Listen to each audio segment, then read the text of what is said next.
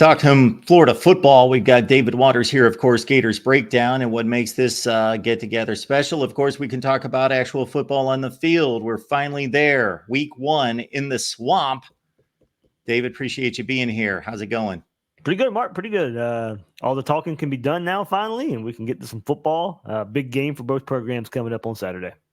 I don't know that I've ever seen the vibe, the narrative, the talk around a team. I'm not talking about what's going on in the locker room or on campus in the facility. I'm talking about the talk surrounding a team impacted so much by a schedule that people are thinking, okay, not that this is a mismatch, but I think people are looking at this as, oh, Miami's got this opportunity to do something big this year because a lot of people believe they've got the best two deep, the best roster, me included, in the ACC, that they've got a real shot this year.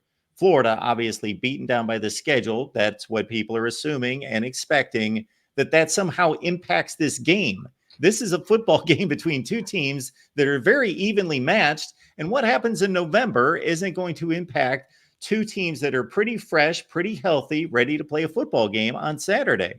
Mark, just take a look at the last 2 years. There's not much separating these two teams. And I know both teams look different coming into this game. Mario Cristobal is only, one game better than Billy Napier in an easier conference. So I'm more than fine with saying, hey, these teams are pretty even the last couple of years. Now, Miami hit the transfer portal really hard. They are a different looking team.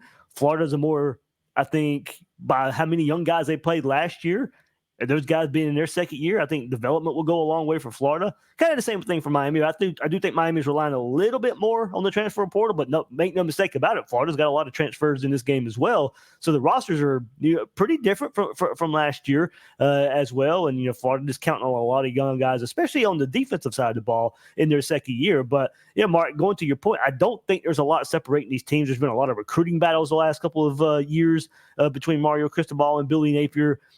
And I really just do think that what we have seen the last couple of years, recruiting, Miami's not recruiting elite by any means, but I'd say, a hair above what Florida has done the last couple, but not Georgia, not Alabama, not Ohio State levels yet for Miami. But certainly I do think two pretty evenly matched teams going into Saturday. Miami's secondary was weak last year. I don't know that they've done enough to address it. That is probably the weakness on the team. The linebacking play is not stellar. It's decent. At least based on last season and acquisitions, we haven't seen it this year. So Graham Mertz in the passing game. Every coach, every team, outside of a few exceptions, wants to be balanced. But how much do they lean on Graham Mertz? His experience, his precision, is one of the top completion percentage guys in the nation last year in dissecting this secondary. Mark, I go back and forth on this one. I do agree with you that if you're going to take advantage of Miami's defense, it's in the secondary. But at the same time, the defensive line plays in tandem with the secondary. And more than likely, if Florida's offensive line hasn't improved, Miami can get pressure on Graham Mertz. So I think that's the chess match to see if Florida can take advantage of the Miami secondary, is just how much time does Graham Mertz have? Because, Mark, I do agree with second year in this system, with this team, with this program, Graham Mertz. And I do think Florida's deeper at wide receiver. And you have Trey Wilson in his second season. Elijah Badger comes in the transfer portal. Chinray DK comes in the transfer portal. I do think Florida has skill at the receiver position as well. So, Mark, I do agree with you. As the season plays along, I think we'll look at this Florida offense and say, hey, they're probably a better passing team than they are a running team. But against Miami, do you want to slow that defensive line down as much as you can by running right at them? So I think that's going to be the chess match I watch.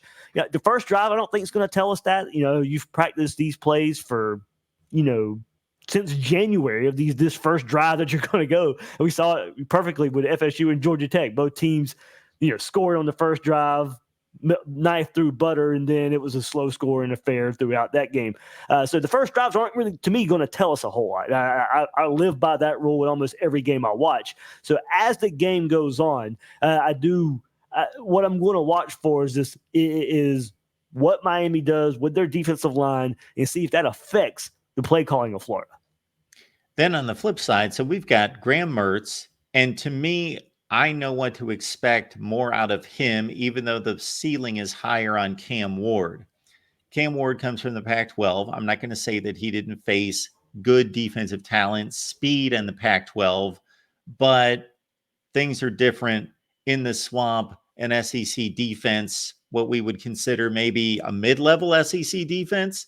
Hopefully, I think that's probably what you're hoping for this year. And that Cam Ward has been more sporadic, obviously, in his career, and it can look spectacular at times, but he can certainly turn it over. And the hope is that you get the consistent Graham Mertz and you get maybe a sporadic Cam Ward. Yeah, Mark, it's funny you bring that up. That's about where I was looking at in previewing this game before I came on with you was Cam Ward fit in this Miami offense. So let's not forget, this Miami offense just in general turned the ball over a ton last season. And now you're bringing in a quarterback who turned it over 14 times last year, 7 interceptions, 7 fumbles. So certainly something Miami has to clean up. And Florida, but at the same time, Mark, Florida had only 7 turnovers calls last year. So something's going to have to give there. Miami turned the ball over a ton last year. Cam Ward does it as well, but the Florida defense couldn't produce turnovers last year. So something's going to give there. You don't want to have to rely on turnovers, Mark, of course, going into a game. But I do think Florida, if you look at what we just discussed, I do think there is a bit of advantage because Florida is at home and Cam Ward, I mean, Mark, just take the Pac-12 out of it as far as the team defenses he may have faced. He ain't facing an atmosphere like he's going to see on Saturday. And we've seen it the last 2 years. Early in the season, 2 years ago, first game of the season, Utah comes to the Swamp, leaves with a loss. The first big home game last year was against Tennessee. Maybe that game was a fluke at the end of the year, but Florida got it done at home. So that first big home game of the season, Billy Napier's been able to walk out with a victory for his Gators team. So recent history shows, okay, it's very hard to play at Florida early in the season. Now, that can be erased. Arkansas comes to the Swamp last year, very, very struggling a whole lot and walks out of the Swamp with a victory as well. So, but I do go to that early season big home game and that Billy Napier has been able to get there. So, yeah, I do think Cam Ward, he does bring he's not a scrambler, Mark. You're not going to mistake him for Jaden Daniels, but he can escape pressure. I think he can keep a play alive, but he's not going to go bust a 70-yard run out of nowhere like we see from Jaden Daniels. I think he's athletic enough to keep a play alive, and I think that's what Florida's going to have to concentrate on. And if they want to force some turnovers, maybe play some zone, win some one-on-one. Don't bring blitzes. Don't leave open passing lanes for him, and at least I think contain him a bit too. Keep him in that pocket and see what your defensive backs can come up with. When you look at this matchup from a coaching standpoint and maybe broaden it out to the state of Florida, Mario Cristobal's killing it on the recruiting trail, and maybe he's building a winner at Miami. We will wait and see. It looks good in the offseason, but in terms of game day adjustments, preparation before the game plan, all that business, I'm putting him last in Florida. Gus Malzahn, Norvell, Napier. I'm putting those guys not in any particular order ahead of him. So if this game, I think your order there was probably right too. Maybe flip Norvell and Malzahn, but I do think Napier and Cristobal are at the bottom. So that said, even not giving Billy Napier much of a jump in the list there. Do you feel good if this comes down to something? Because obviously everybody points to the Georgia Tech debacle, but Put that aside. This has not been Mario Cristobal's forte going back to Oregon, preparing teams against like talent and competition and managing a game and making the right adjustments and making the right game management decisions in the fourth quarter. Do you feel good that if it's a tie game or within a couple points with 4 minutes left, that Napier's solid in that way? Yeah. I won't say solid, Mark, but I'll say better. But I do think it's by the slimmest of margins. I do think you go back to last year and there were some. Remember the first game versus Utah, and there's 2 number 3s on the field for Florida and erases getting the ball for Florida.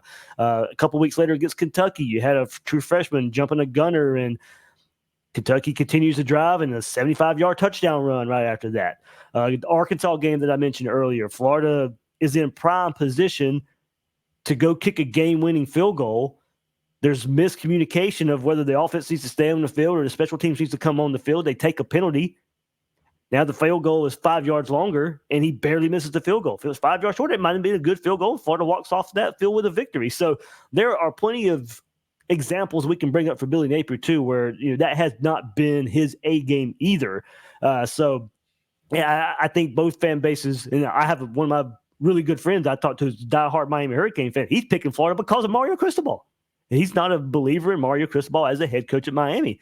So I think both fan bases really question, where their coaching staffs are. There've been a ton of changes on the Florida side. Billy Napier giving more of the offensive responsibility to Russ Callaway. There's been some changes on the defensive staff of the football as well. You bring Ron Roberts in to headline that. So there's been some changes that I think alleviate everything that's on Billy Napier's plate. That's got to pay off this year in those questionable coaching decisions that we've seen too much of.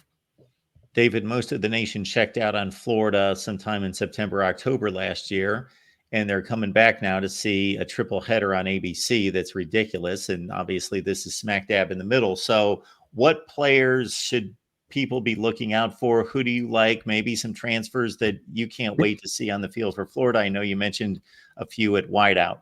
Yeah, wide out there, so I'll keep it going on offense. We'll see. The biggest question mark for offense is the offensive line, and specifically that right side, and that's where Brendan Crenshaw-Dixon comes in from San Diego State. So he took all the snaps in spring because of some injuries, and I do think he finds himself – I think he'll start the game versus Miami. I do think he finds himself needing to prove that he can be the guy. Maybe Caden Jones behind him, Cam Waits behind him there. So Florida maybe not as settled on that right side, but he's certainly going against this Miami front. Maybe the key that I'm looking at on that right side of the offensive line. So that's a transfer I say look out for. And then, as I mentioned, the receivers. So if we go to the other side of the ball, Asa Turner, the transfer from Washington at safety, has lived up to the reputation that he was brought in for as a playmaker at the safety spot, a hard hitter, a sure tackler at the safety spot that Florida desperately needs. Some other guys in the secondary as well, but I'll move one level up and go to linebacker. Pup Howard comes in from South Carolina, spent one season there at South Carolina. I think he's going to start or play a lot right there besides Shamar James, giving Florida a pretty good 1-2 punch at the linebacker spot, Mark. So, yeah, but of course, highlights it. I think Graham Mertz, Trey Wilson. If you checked out on Florida, I don't think you saw the progression of a Trey Wilson last year, who really came on the second half of last year. You go back and watch the Georgia game, that first drive, he was outstanding. I think he just got to get more ingrained in the offense. He should now in his second year of this offense, Mark. So, yeah, I think there's some key names to look out for. We'll see what happens with Florida's run game. A lot of young backs behind Montrell Johnson. So, yeah, we'll see. TJ Searcy's another name, Mark. Up front, Florida lost Princely Human-Mielen to Ole Miss as their most for sure pass rusher. Inconsistent. So Florida's got to look for a more consistent pass rush, but at the same time replace their better pass rusher in Princely Human-Mielen. So TJ Searcy looks to take that edge role and becomes Florida's main pass rusher.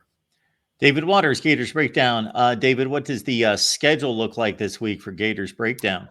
Yeah, so right now, Mark, on Monday evening, we released our season predictions. We do our fun over-under. So we take a look at some players. We give them some key stats and where they hit the over-under on those key stats. Always fun to look back to at the end of the year and how right or how wrong we were when we look at that. Then, of course, a boatload of Miami previews. I can't decide yet if we're going to put it all in one episode or spread it out throughout the week yet. But Miami guest, of course, and just taking a deep dive into that game on both sides.